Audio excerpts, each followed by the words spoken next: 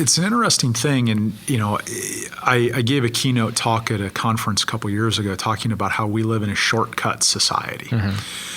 We are so accustomed to trying to look for a shortcut. Oh, I need to be better at leadership. There's got to be a podcast I can listen to. Right. And nothing wrong with a leadership podcast, but unless I actually take the stuff and do something with it, just listening to it doesn't change anything. Yeah.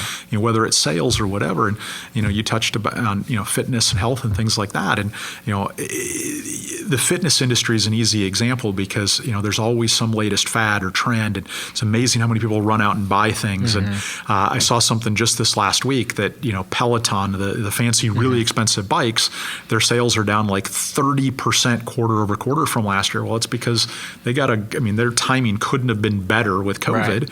And now people are going and doing other things. They're going back to the gym. They're going outside and riding a real bike, whatever. And they don't know how to deal with it. But we will jump at something when we think there's a magical quick fix.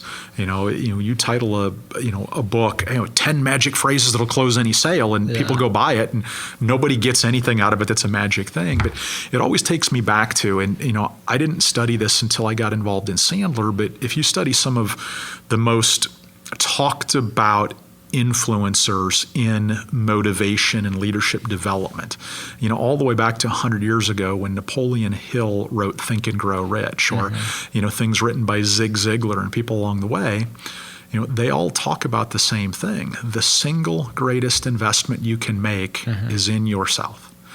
There's nothing else that can give you as great a ROI. Right.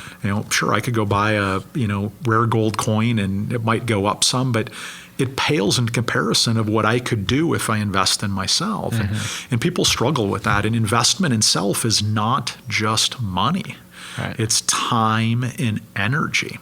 And because we live in such a busy, hurried society, sometimes time is the greater variable. You may or may not know this, but one of the things we do every year is that we give a couple of scholarships to what we do. And one of those we call a nonprofit scholarship, and we give it to an Oklahoma nonprofit organization. And the value of that scholarship, if they were to write a check, is about $75,000 for the year.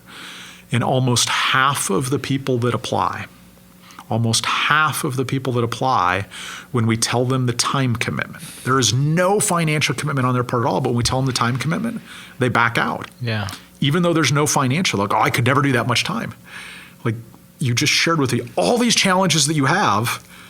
You have the opportunity to get a scholarship that would be worth $75,000, but you can't rearrange your schedule to invest the time. Yeah. And it just kind of reiterates that point that we're in such a shortcut society. Isn't there a faster program you can put me in? And to get better at something, there's no one squinks. You were around golf most of your life and still are. There's no one lesson I can take 30 minutes on that's going to take 20 strokes off my game. Right. At least not that I've found.